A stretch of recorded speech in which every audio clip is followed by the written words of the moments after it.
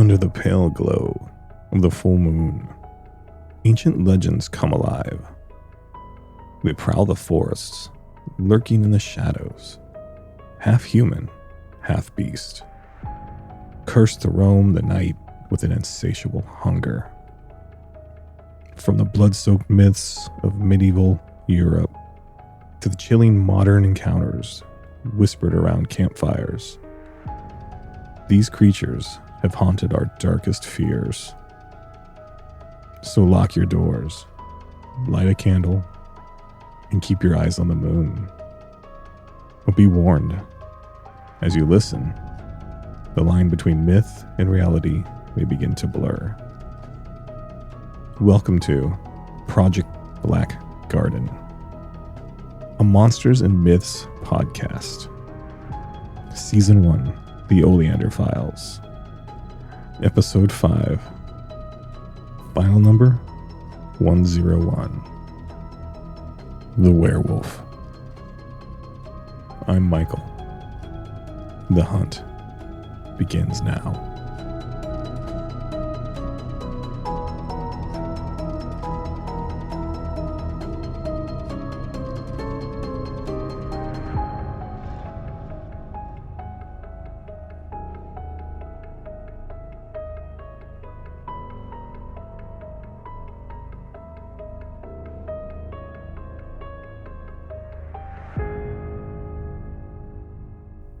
Werewolves, also known as lycanthropes, are mythical creatures with the ability to transform from humans into wolves, or wolf-like beings. The concept of werewolves has deep historical roots, evolving over centuries and appearing in myths, legends, literature, and has become popular across many cultures. Their origins and history have been traced back to ancient mythology. The idea of humans transforming into animals is found in many ancient cultures, from Greek mythology to Norse mythology. The saga of the werewolf has included men and women wearing wolf pelts to transform into wolves. In European folklore, around the Middle Ages, belief in werewolves became widespread in Europe, often linked to witchcraft. Many accused werewolves were persecuted during the witch trials. This folklore often described werewolves as humans cursed or infected, often during a full moon, which became a popular trope in modern stories. In the 16th and 17th centuries, lycanthropy was used to describe a rare psychological condition where individuals believed they could transform into wolves. Rabies and other diseases which could cause aggression and bite transmission may have influenced the werewolf lore. Werewolves' most common characteristics include transformation. Traditionally, transformation was involuntary, triggered by the full moon. Or, the werewolf retains human intelligence but may struggle to control wolfish instincts. And the transformation is sometimes depicted as painful and grotesque. There are few weaknesses known for the werewolf. Silver is famously known as a weapon against werewolves, stemming from 19th century stories. In some legends, werewolves can be cured or killed by rituals, holy objects, or specific plants like wolfsbane. Obviously, werewolves have become very popular in literature, film and TV, and pulp culture in general. Werewolves often symbolize the struggle between human civility and animalistic instincts. There are plenty of werewolf stories to draw from, but I'll share a few examples that my great uncle had taken the time to put in this journal. One of the most infamous werewolf legends comes from the 18th century France. Between 1764 and 1767, a mysterious beast terrorized the region, attacking and killing numerous people. Eyewitness accounts described a wolf-like creature with an unusually large size, reddish fur, and incredible speed. Although it was eventually hunted and killed, the true identity of the creature remains a mystery. Many still believe it was a werewolf or a supernatural being. The Navajo people of the American Southwest tell stories of skinwalkers, witches who can transform into animals, including wolves. Unlike traditional werewolves, skinwalkers are evil beings who use their powers to harm others.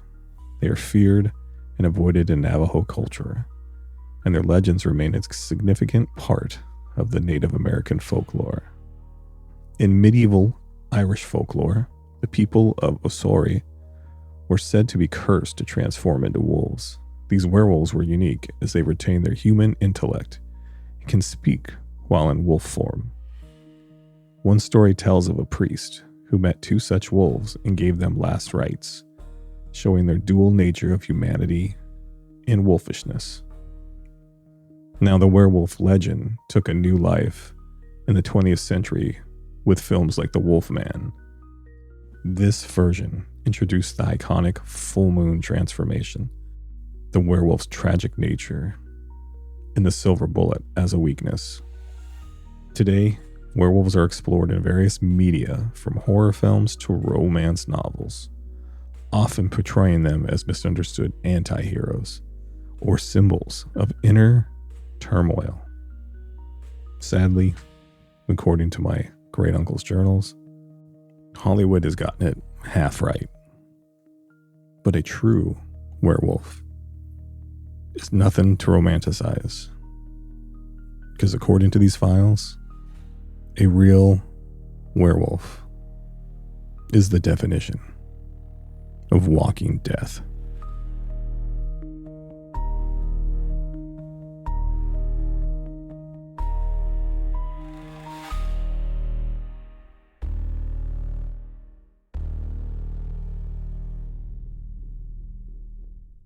Okay, for anybody who is new to this podcast, here's a quick little refresher.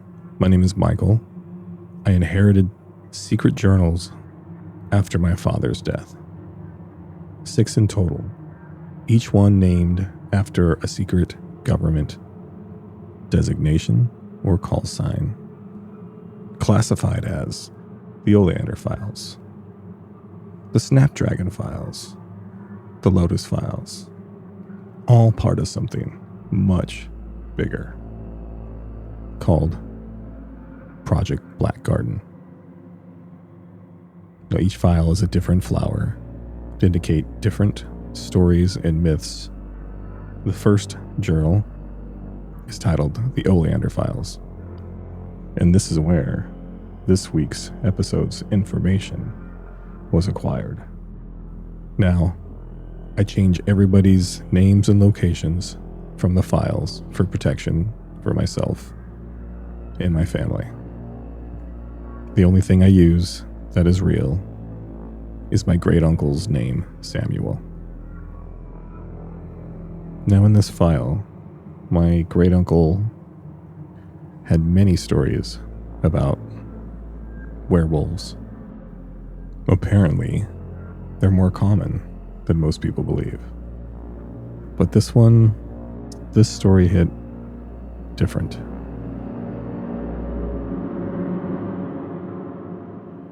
Now our story begins on the night of the infamous blood moon, painting itself over a secluded beach resort in Tulum, Mexico.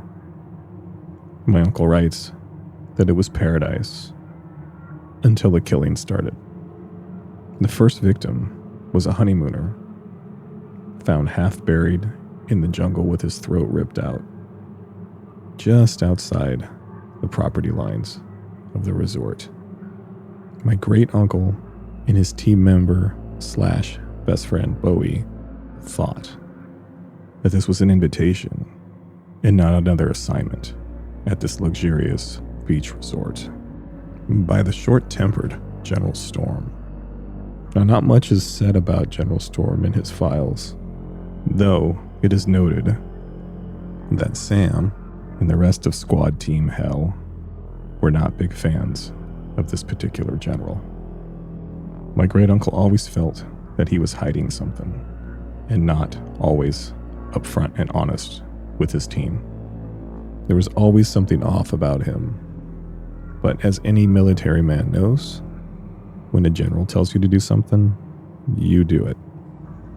So they were surprised on the first afternoon when they arrived there, and the first thing the general had asked them to do was investigate the body of the local honeymooner, who had apparently been half-eaten. It only took a few seconds for Uncle Sam and Bowie to realize they weren't there on vacation, as they could tell that something unnatural with large fangs and even larger claws had killed this person. And on seeing the victim for the first time, Bowie looked at my great uncle and said, "So much for a relaxing weekend on the beach with a lovely senorita by my side and enough drinks to keep me at my therapeutic level. Yeah, buddy, I think this weekend's gonna get messy." My great uncle Sam responded, "Yeah, werewolf hunts are never fun." After helping the local authorities tag and bag the body and all of its evidence, they retired back to their villas for the evening. They had to report to General Storm first thing in the morning at 0600 hours with details on what really happened to that victim. But they figured that gave them at least one night in paradise. So they changed into the appropriate gear, shorts, and Hawaiian shirts, and headed down to the bar. Their night started off well. Good food, loud music, beautiful senoritas, and the best remedy for a couple weary and sore secret soldiers. And that's just about the time the storm rolled in. The winds howled through the palm trees, rattling the cabanas in the distance, startling the group that huddled inside the small bar area that was basically an open villa on the side of the beach. With an intense roll of thunder, the power went out, leaving the half dozen or so locals in surprised and stunned silence. Samuel and Bowie steadied themselves as they knew that the night had just begun. In the darkened bar was one female bartender, one male resort manager, 3 beautiful senoritas, and a couple from Arizona, all looking towards my great uncle Sam and his partner Bowie for answers. Suddenly, the sound of the surf was swallowed up by something heavier, a deep, guttural growl. With tense eyes, Bowie turned to my Uncle Sam and said, "That's not a goddamn jaguar." Uncle Sam shot back, "Not with a full moon like that. We're in for a long night." Another violent growl, followed by an ear-piercing howl, set the tone for the night as panic swept through the small crowd. That's when the night's hunt officially began. From the shadows came the hulking beast. It was massive. Black and gray fur matted its entire body, and jungle grime stuck throughout its hair. Its eyes burning like molten gold, ready to feed. Its shadow moved impossibly fast. Sadly, the bartender never had a chance. A clawed hand ripped through the wooden walls like paper. It yanked her into the darkness.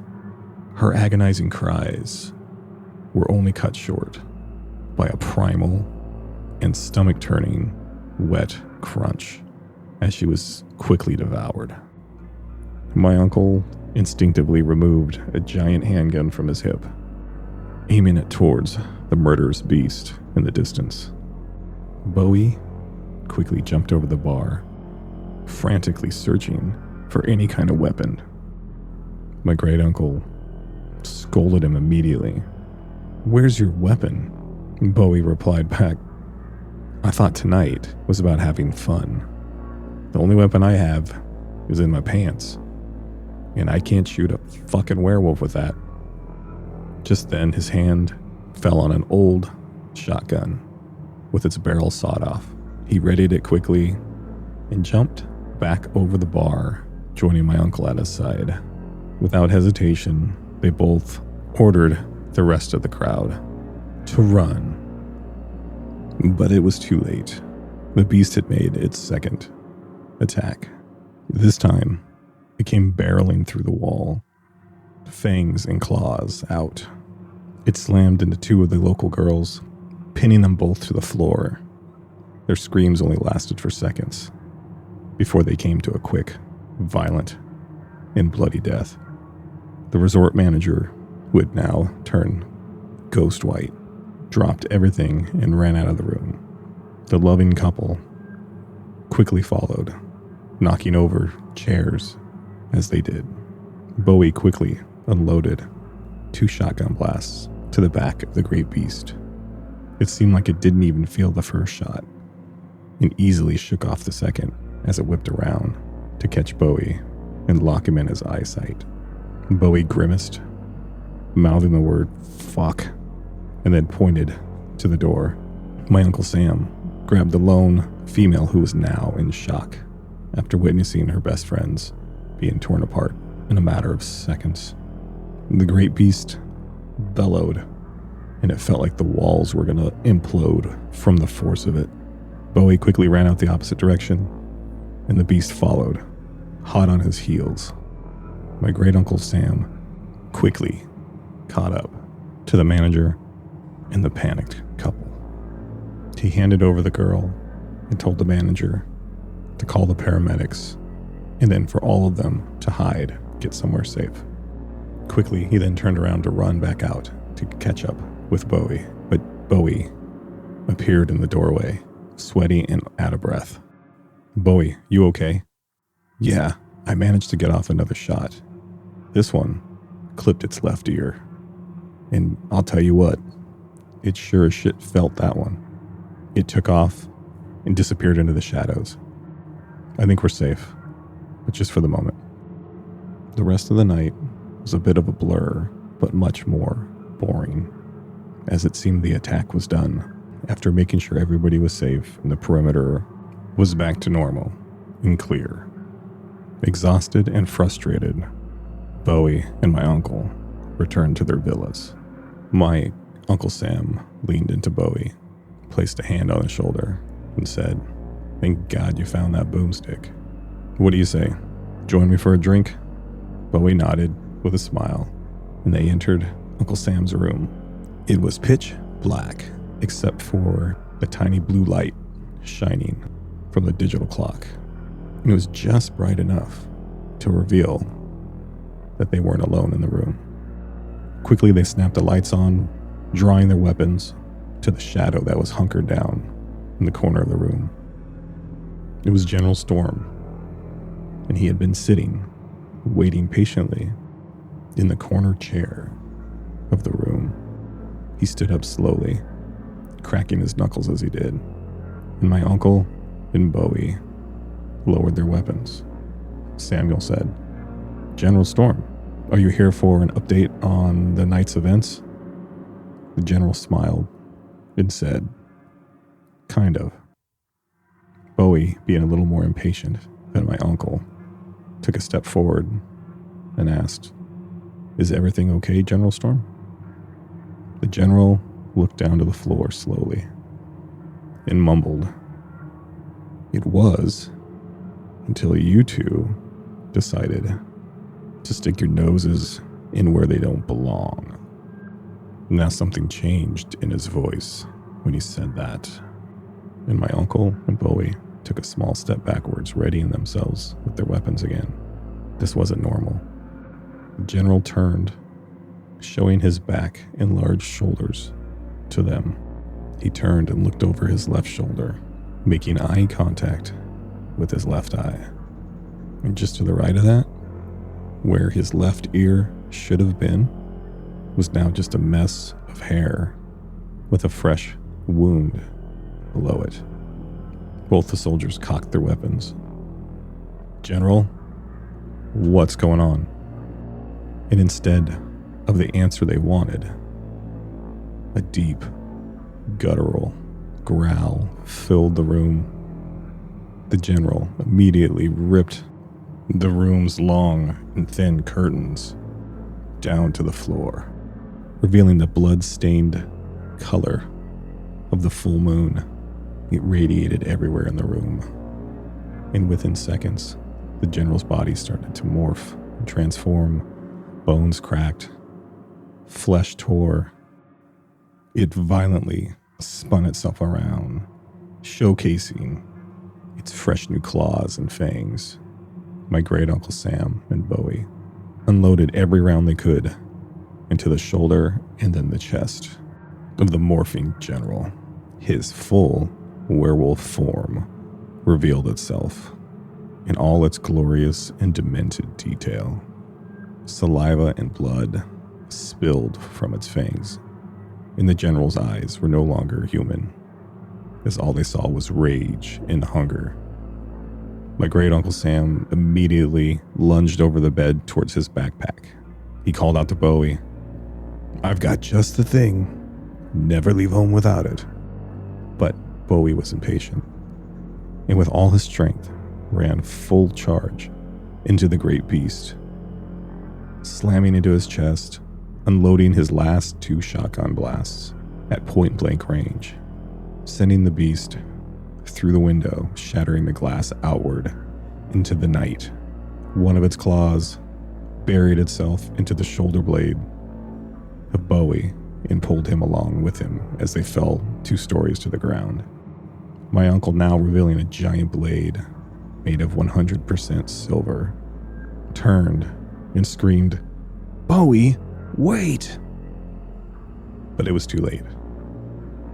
The werewolf and his best friend had already tumbled to the ground.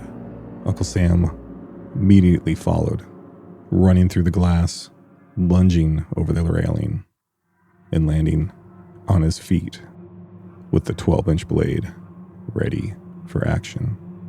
The beast and former general had Bowie pinned on the ground, writhing in pain. My uncle didn't hesitate, mounted the werewolf from the back, digging his knees into its shoulder blades, and with his left hand, grabbed a tangled mess of hair on top of its head, and with all his might, jerked his head back as far as he could. It was only a couple inches, because the strength of the beast was too much.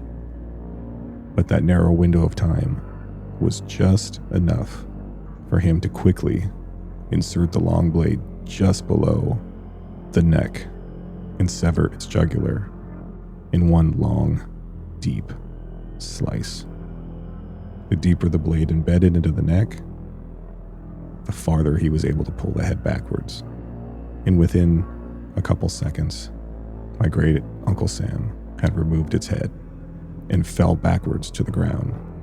The general's severed wolf head spun down to the moonlit ground, with its teeth snapping wildly, trying in vain to bite one last victim. Using all the strength he had left, my uncle slammed the bloody head to the ground and buried the 12-inch blade into its brain right between its eyes. It stopped moving instantly. Behind him, its body fell limp, and Bowie managed to tear his shoulder and arm from its grip and roll away just as the body fell to the ground. Bowie wheezed and coughed with praise to my uncle. "Thank God you brought the peacemaker." My uncle looked down at him He was a bloody mess on one side, the moonlight highlighting every detail of the wound he now suffered.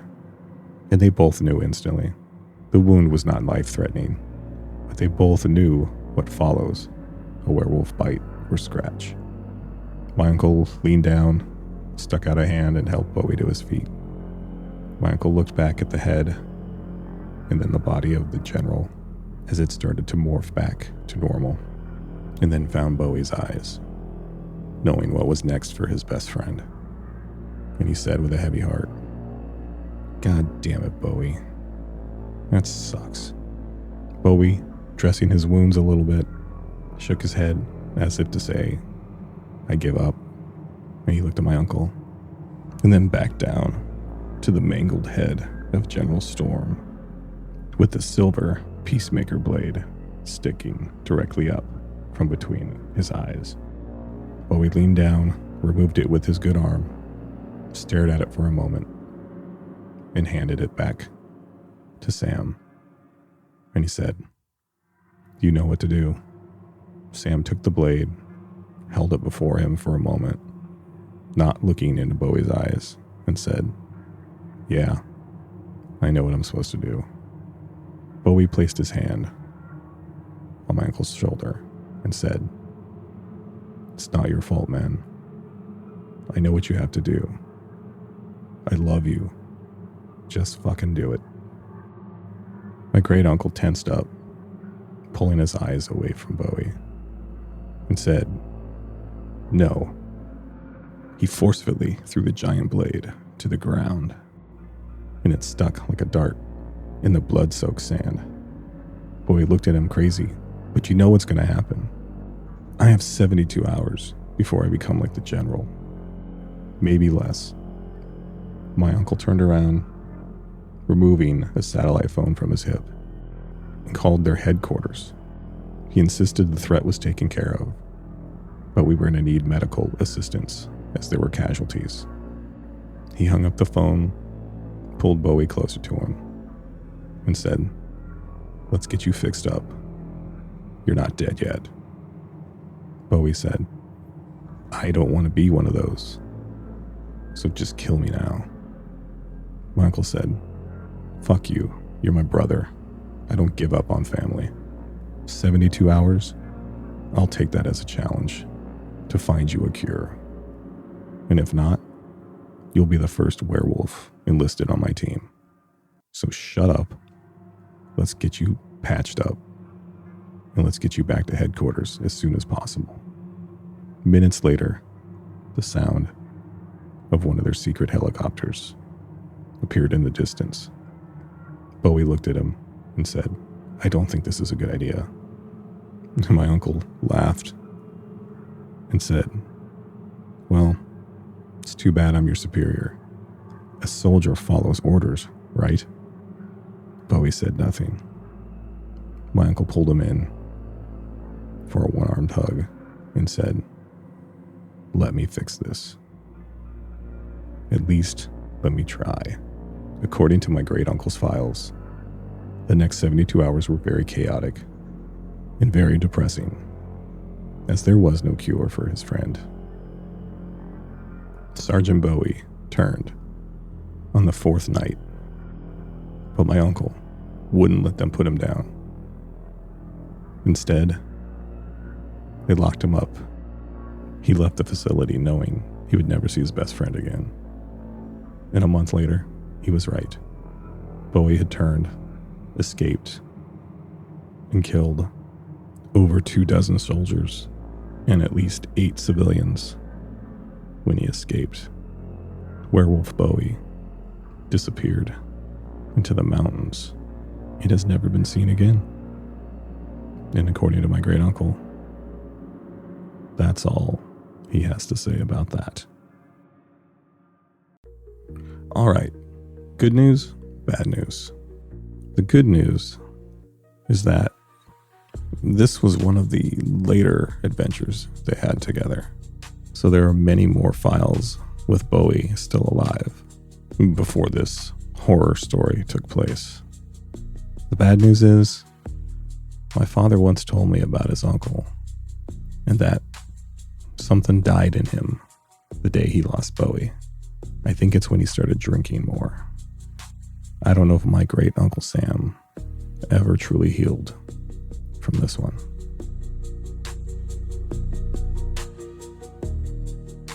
Official life update. If anybody's been following me on X or Blue Sky, you're probably up to speed on this. But if not, here's what's been going down. I finally got a hold of the police and reported the gray van that seems to be stalking me. And after arguing over the phone for like 10 minutes, I finally got them to agree to come out and talk to me. And wouldn't you know it, when the two officers showed up, the van wasn't there. They came in, they were kind, they took my name and my info and everything that has happened so far. They seemed a little weary. They were hard to read. I don't know if they believed me or not. But just when I was making headway and thought I had them on my side, the gray van drove by super slow. I pointed and said, there it is, there it is. But they froze, just watching it as it went by slowly. And when it was gone, they turned around to face me, and now things were different. They were angry, unresponsive, and didn't want to hear anything else. I pleaded with them that something was going on here, and I was in fear for my life. They insisted that my persistence with this podcast is the reason I'm experiencing what I was experiencing, and it was all my fault. But when I put it in the perspective of worst case scenario, at the end of this journey, I might end up hurt, or worst case scenario, dead. At that, one of the officers rolled their eyes, turned around, and walked out the front door. The other officer stepped up to me, looked me deep in the eyes, and said, "Well, that's on you," as he quickly turned around and exited my front door. He mumbled loud enough to make sure I heard it, "Don't call us again." They got in their vehicle and left. Stunned and feeling a little hopeless, I'm not sure where I go with this. I obviously think I might have to protect myself now. But thankfully, I have you, listeners, and I'm not going to stop. Not now. So keep listening, keep messaging me, and keep following the journey. You can follow me here, or on X or Blue Sky, at Gardener Michael. Now, on a lighter note, I've been enjoying the emails and the messages I've been getting. You guys are great, very supportive. And instead of reading off one of the listeners' experiences this time, I thought I'd discuss with you of how I should address you, ladies and gentlemen. Normally, I would just say listeners, but a very kind fan named Baxter suggested that the listeners had a name, kind of like how your favorite musician or band has names for their fans. He suggested I should refer to you as gardeners or caretakers, as you help me keep this secret garden in order. So what do you think? I'll let you guys decide. Gardeners or caretakers? As always, I'm the head gardener, Michael, and this has been Project Black Garden, a Monsters and Myths podcast, Season 1, the Oleander Files. Be here next time for the crazy and wild Chupacabra. And remember, monsters are real, and don't fuck with werewolves.